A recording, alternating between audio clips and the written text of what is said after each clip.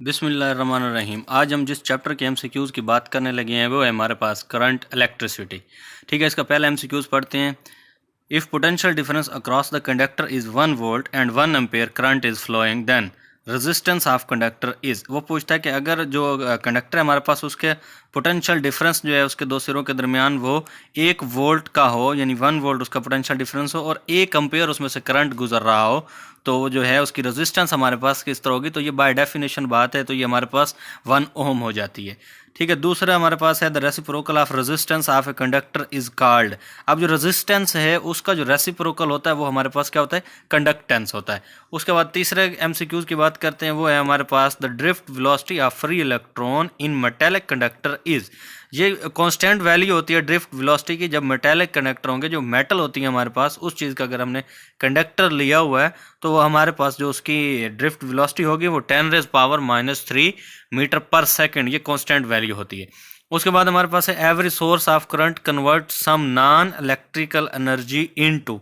वो कह रहा है कि हर जो एक सोर्स होता है वो कन्वर्ट करता है, तब्दील करता है किसको, current convert some non electrical energy, जो नॉन इलेक्ट्रिकल जो इलेक्ट्रिकल एनर्जी नहीं होती उसको किस में कन्वर्ट करता है। पहला ऑप्शन है केमिकल एनर्जी, दूसरा है मैकेनिकल एनर्जी, और उसके बाद हमारे पास तीसरा ऑप्शन है सोलर एनर्जी, और चौथा ऑप्शन है ऑल ऑफ दीज। तो इसमें ऑल ऑफ दीज वाला जो ऑप्शन है वो हमारे पास ठीक है। उसके बाद पांचवें एमसीक्यूज की बात करें तो ये है हमारे पास when the temperature of a metallic conductor is increase its resistance always decrease, always increase, may increase और डिक्रीज। तो जब टेम्परेचर बढ़ेगा तो जो रेजिस्टेंस है वो इंक्रीज, वो भी बढ़ेगी। Temperature directly proportional to resistance होता है। तो ये हमारे पास जो है इसका जो बी ऑप्शन है वो ठीक हो जाएगा इस तरह। उसके बाद है हमारे पास छठा MCQs the passage of an electric current produce. जब इलेक्ट्रिक करंट गुजरता है तो क्या चीज़ पैदा होती है, heating effect, magnetic effect, chemical effect, या फिर ऑल ऑफ देम। देखें, जो हीटिंग इफेक्ट है वो भी पैदा होगा जब करंट वहाँ से गुजरेगा, क्योंकि फ्लो ऑफ इलेक्ट्रॉन है तो इलेक्ट्रॉन आपस में स्ट्राइक करते हैं, कोलिजन करते हैं, तो काइनेटिक एनर्जी बढ़ती है। काइनेटिक एनर्जी बढ़ती है तो टेम्परेचर के डायरेक्टली प्रोपोर्शनल होती है। और जहाँ से इलेक्ट्रिक फील्ड पैदा हो रहा हो क्योंकि करंट गुजरेगा तो मैग्नेटिक फील्ड वहाँ पर ऑटोमेटिकली प्रोड्यूस हो जाता है। तो ऑल ऑफ देम यहाँ पर हमारे पास जो है आंसर ठीक है। उसके बाद है हमारे पास the resistance of a conductor increase with the increase in its. जो रेजिस्टेंस है वो किसी भी कंडक्टर की बढ़ती है, क्या चीज़ बढ़ने से, cross section area, diameter, both diameter and cross sectional area. तो इसका फार्मूला होता है R is equal to rho L over A. हमारे पास जैसे कि आपको नज़र आ रहा होगा लिखा हुआ है R is equal to rho L over A. तो इस ऑप्शन में हमारे पास जो बात ठीक है वो है लेंथ आती है। बाकी एरिया भी इसका आता है, ठीक है, क्रॉस सेक्शनल एरिया भी आता है हमारे पास। तो ये हमारे पास जो है आप यहाँ पर इसका ये लिख सकते हैं कि जो लेंथ है वो हमारे पास जवाब हमारे पास ठीक है, और एरिया भी यहाँ पर ठीक है। ये ऑप्शन गलत लगा हुआ तो इसको आपने ठीक कर लेना है। उसके बाद आ जाए 8 के ऊपर, the potential difference across each resistance in series combination if the resistance R different is. Same हो जाएगा या डिफरेंस, अगर सीरीज कम्बिनेशन उनका है आपस में, तो अगर वो डिफरेंट लगी हुई हैं तो उनके जो होगा वो हमारे पास रेजिस्टेंस की वैल्यू भी डिफरेंट आएगी। अगर सेम होगी तो फिर सेम आएगी। उसके बाद है the electric motor uses the effect of current passing through them is. Electric motor जो है वो इस्तेमाल करती हैं effect of current passing through them, जो उनमें से गुजर रहा होता है। क्या चीज़ होती है उनमें, क्या चीज़ गुजरती है जी, इसमें मैग्नेटिक इफेक्ट होता है। जो मैग्नेट लगा होता है मोटर के अंदर तो वहाँ मैग्नेटिक फील्ड पर प्रोड्यूस होता है करंट के गुजरने से, तो यहाँ मैग्नेटिक इफेक्ट यूज होता है। 10वां एमसीक्यू है हमारे पास, in a house circuit all electrical appliances are connected in parallel to each other between the line and neutral wires to get। जब हम घर की कोई वायरिंग वगैरह करवा रहे होते हैं तो वहाँ पर जो इलेक्ट्रिशियन होते हैं वो हमारे घर की वायरिंग जो है वो पैरेलल सर्किट जो है वो लगा के जाते हैं सीरीज सर्किट की बजाय। तो पैरेलल सर्किट क्यों लगाया जाता है, ये ऑप्शन सी है हमारे पास, different current but same potential difference. अब मोटर चलानी है हमने, फ्रिज, कंप्यूटर, इस्त्री, पंखे, लाइट, तो हर के लिए हमें जो है करंट डिफरेंट चाहिए, लेकिन पोटेंशियल डिफरेंस जो होता है वो हमें सब के लिए 240 वोल्ट ही चाहिए। तो ये हमारे पास जो सी ऑप्शन है ये यहाँ पर ठीक हो जाएगा। उसके बाद है हमारे पास यहाँ पर 11 MCQs है। 3 resistors of resistance 2, 3 and 6 ohms are connected in parallel। ये 3 रजिस्टर दिए हुए हैं, उनकी वैल्यू उसने बताई है कि 2 है, 3 है, 6 है, और उनको पैरेलल जो है वो कनेक्ट किया गया है। तो इक्विलेंस उनकी रेजिस्टेंस हमने निकालनी है। तो ये हमने वो फार्मूला लगा देना है जो कि हम यूज़ करते होते हैं, जो पैरेलल में लगता है। तो वो जब करेंगे हम तो 1/2 + 1/3 + 1/6 इनका एलसीएम ले लेंगे। तो जब हमारे पास आएगा तो वो 1 ओम निकलेगा। उसके बाद है हमारे पास as the current flows through an object the value of resistance offered by the object depends upon. किसी ऑब्जेक्ट में से जो है करंट गुजर रहा है, उसमें जो रेजिस्टेंस की वैल्यू है वो किस चीज़ के ऊपर डिपेंड करेगी। तो इसमें पहला ऑप्शन है nature of material of object, दूसरा है डायमेंशन ऑफ ऑब्जेक्ट, तीसरा है फिजिकल स्टेट ऑफ ऑब्जेक्ट। कि पहला जो है वो किस चीज़ का बना हुआ है, दूसरा है उसकी डायमेंशन क्या है, लाइन लेंथ विड्थ, ये क्या बात है। फिजिकल स्टेट उसकी होगी आया कि वो किस हालत में है। तो ये सारी चीज़ें मैटर करती हैं। ऑल ऑफ देम यहाँ पर आंसर हमारे पास ठीक हो जाएगा। उसके बाद है 13 नंबर पे power dissipated in the form of V and R can be determined as. Power जो है अगर खर्च हुई है तो हम उसको वी और आर इस फॉर्म में किस तरह उसको हासिल कर सकते हैं। ये मैंने यहाँ पर हल किया। V is equal to I R होता है, तो हमारे पास जो है I is equal to V over R हो जाएगा। तो हम यहाँ पर जो है P is equal to V I ये लिख सकते हैं। P is equal to V I, तो P is equal to V I की जगह हम लिख देंगे वी ओवर आर। तो वी स्केयर बटा आर ये हमारे पास बन जाएगा। तो ये ऑप्शन हमारे पास बी वाला यहाँ पर ठीक हो जाएगा। पी इज इक्वल टू क्या होता है, वी स्केयर ओवर आर। उसके बाद नीचे आ जाते हैं, ये हमारे पास 14 नंबर है। A conductor which obeys Ohm's law is called ohmic device. ये बाय डेफिनेशन एक सादा सा सिंपल सा क्वेश्चन है।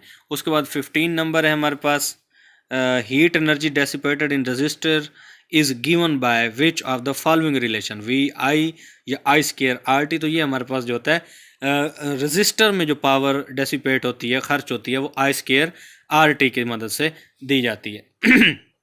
उसके बाद है हमारे पास 100 watt bulb is operated by 200 volt. The current flowing through the bulb is. अब आई इज इक्वल टू क्या हो जाएगा हमारे पास, आई इज इक्वल टू हमारे पास जो है वो 100/200 हो जाएगा, यानी P ओवर V हो जाएगा। पावर जो है उसकी कितनी है हमारे पास 100 है, वोल्ट कितने हैं 200 है।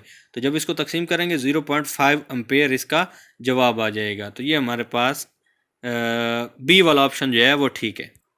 उसके बाद है जी हमारे पास 17 नंबर पे थर्मोकपल्स कन्वर्ट। तो थर्मोकपल्स जो होती हैं वो ऐसे ही पत्रियाँ, धाती पत्रियाँ होती हैं जो हीट एनर्जी को इलेक्ट्रिकल एनर्जी में कन्वर्ट करती हैं। उसके बाद है the unit of conductance of material is. तो ये ओहम, क्योंकि ओहम रेजिस्टेंस का होता है, उसका उल्ट कंडक्टेंस होता है, तो ओहम का उल्ट जो है मोहो, MHO, ये हमारे पास इसका यूनिट बन जाएगा। In liquid and gases the current is due to the motion of positive charges, negative या both positive and negative charges. तो लिक्विड में जो या गैसेस में जो करंट का फ्लो होता है वो पॉजिटिव और नेगेटिव दोनों चार्जेस की वजह से होता है। उसके बाद है हमारे पास resistivity of copper in ohm metre. तो जो ये कॉपर की रेजिस्टिविटी है, ये क्योंकि कांस्टेंट वैल्यू, तो बाय रट आप इसको याद करेंगे 1.454 क्रॉस 10⁻⁸ ये कांस्टेंट है, ये तब्दील नहीं होती वैल्यू। उसके बाद है हमारे पास the resistance of 2 ohm and 3 ohm converted into in series are attached to a source of 20 volts. The potential difference across 3 ohm resistance is। तो ये उस फार्मूले की मदद से आप चेक करेंगे जो है 1/2 1 + 1/3 + 1, ये उस बल्कि सीरीज़ वाला है तो 2 + 3, ये आप डायरेक्ट इसको इस तरह लेके चलेंगे। तो ये आप जब सॉल्व करेंगे तो ये आपके पास जवाब 12 वोल्ट आ जाएगा। उसके बाद है हमारे पास resistivity rho of tungsten in ohm metre is. अब जो रेजिस्टिविटी होती है टंगस्टन जो फिलामेंट बनते हैं जिस चीज़ के, तो इसकी रेजिस्टिविटी 5 क्रॉस 10⁻⁸ होती है। ये भी कांस्टेंट वैल्यू है, तो आपने इसको याद कर लेना है। उसके बाद MCQs है in the circuit each of 3 resistances has a resistance 30 ohm. 3 resistance लगी हुई हैं, हर एक की वैल्यू हमारे पास क्या है 30 ओहम है।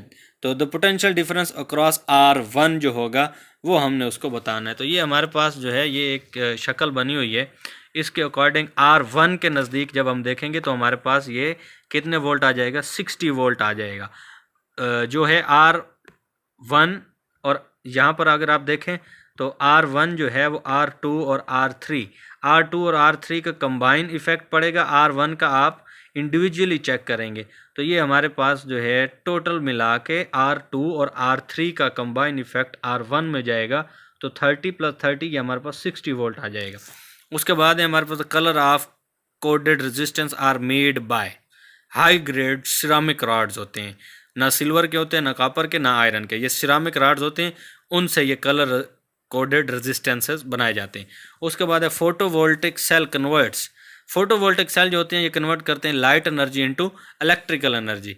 उसके बाद है in carbon colour coded resistance the fourth gold band, जो फोर्थ गोल्ड सोने के कलर का बना होता है वो किस चीज़ को इंडिकेट करता है कि उसकी टॉलरेंस जो है, टॉलरेंस जो गोल्ड होता है ये टॉलरेंस +- 5% शो करता है। गोल्ड जो होता है ये टॉलरेंस कितनी होती है इसकी, +- 5%। उसके बाद है what type of temperature coefficient of resistance is thermistor, thermistor क्या होता है, तो ये नेगेटिव पॉजिटिव या न्यूट्रल, ये पॉजिटिव और नेगेटिव दोनों तरह का होता है। जो ये टेम्परेचर कोफिशिएंट रेजिस्टेंस है थर्मिस्टर, ये पॉजिटिव और नेगेटिव दोनों तरह का होता है। उसके बाद high negative temperature coefficient thermistor are very accurate for measuring temperature in the range of, अब जो हाई नेगेटिव टेम्परेचर होगा उसका जो थर्मिस्टर एक्यूरेट मेजर कर सकते हैं वो 10 केल्विन तक मेजर कर सकते हैं। ये फिर याद कर लें, जो नेगेटिव टेम्परेचर होगा माइनस में होगा उसको 10K तक 10 केल्विन तक ये मेजर कर सकते हैं। उसके बाद है हमारे पास electromotive force is measured in, जो इलेक्ट्रोमोटिव फोर्स होती है इसको हम किस में मेजर करते हैं, ऑप्शन ए है कॉलम, ऑप्शन बी है हमारे पास एम्पेयर, और हमारे पास ऑप्शन सी है वोल्ट। तो ये जो सी ऑप्शन है ये हमारे पास ठीक है, इलेक्ट्रोमोटिव फोर्स को हम वोल्ट में मेजर करते हैं। उसके बाद है हमारे पास the electromotive force of a battery और cell is the voltage between its terminal when the circuit is closed, circuit is open, the internal resistance is maximum, its internal resistance is minimum। तो ये जो होता है ये हमारे पास electromotive force तब होती है जब हमारे पास सर्किट ओपन हो, सर्किट जो है वो हमारे पास ओपन हो।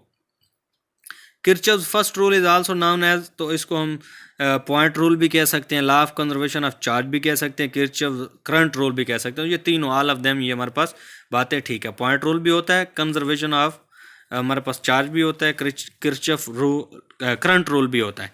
उसके बाद है हमारे पास conventional current is due to, तो कन्वेंशनल करंट बाय डेफिनेशन बात करें फ्लो ड्यू टू, ये पॉजिटिव चार्जेस होता है, तो फ्लो ऑफ पॉजिटिव चार्जेस वाला हमारे पास आंसर ठीक हो जाएगा।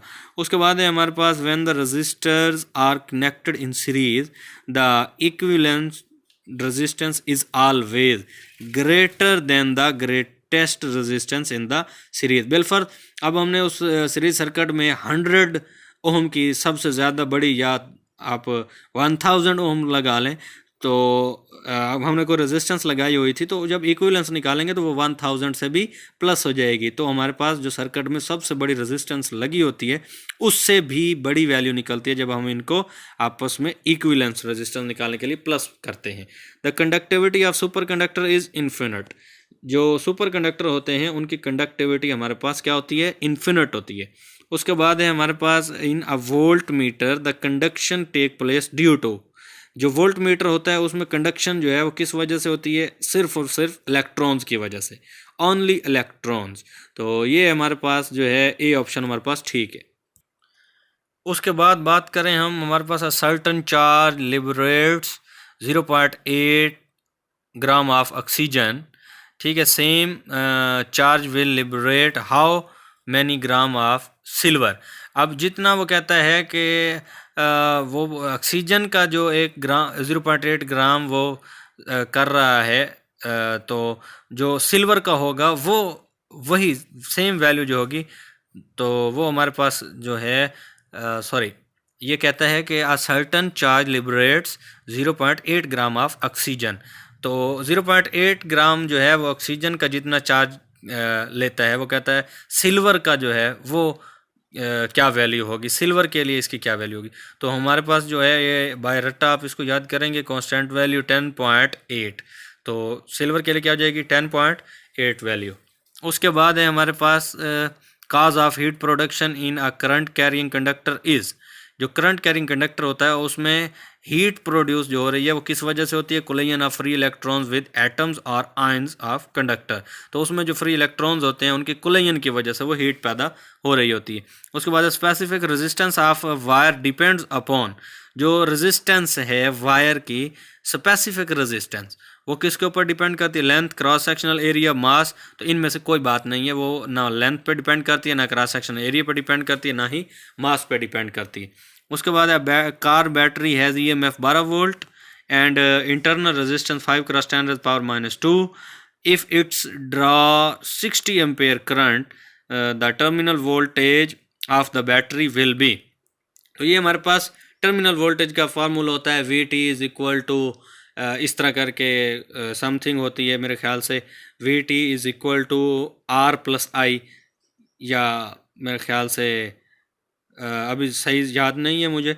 तो ये आप देख लेंगे कि टर्मिनल वोल्टेज का हमारे पास क्या फार्मूला होता है, VT is equal to something होता है। तो जब हम मेरे ख्याल से जो है ये आपको सेकेंड ईयर के जो चैप्टर है करंट इलेक्ट्रिसिटी वाला, उसमें ये फार्मूला आपको मिल जाएगा। तो उससे आप इसको हल करेंगे, ये आपके पास 9 वोल्ट जो है ये आपके पास आंसर आ जाएगा। उसके बाद MCQ नंबर 40 है, potentiometer is the sensitive more sensitive than the voltmeter because. तो potentiometer does not draw any current from a source of unknown potential difference. तो ये जो सेंसिटिव है वोल्ट मीटर से भी ज़्यादा होता है पोटेंशियोमीटर। इसकी वजह ये है कि ये कोई थोड़ा सा भी करंट जो है किसी अननोन सोर्स से भी जो पोटेंशियल डिफरेंस दे रहा होता है ये उसको भी ज़ाया नहीं करता, बल्कि ये अपनी सुई उस वक्त भी डिफ्लेक्शन शो करवा देती है इसकी, जब अननोन सोर्स से थोड़ा सा भी करंट कहीं से आ रहा हो। तो उम्मीद करता हूँ आज का लेक्चर जो आपको समझ आया होगा। बाकी MCQs जो हैं इंशाल्लाह अगले लेक्चर में मुलाकात होगी। अल्लाह हाफिज़।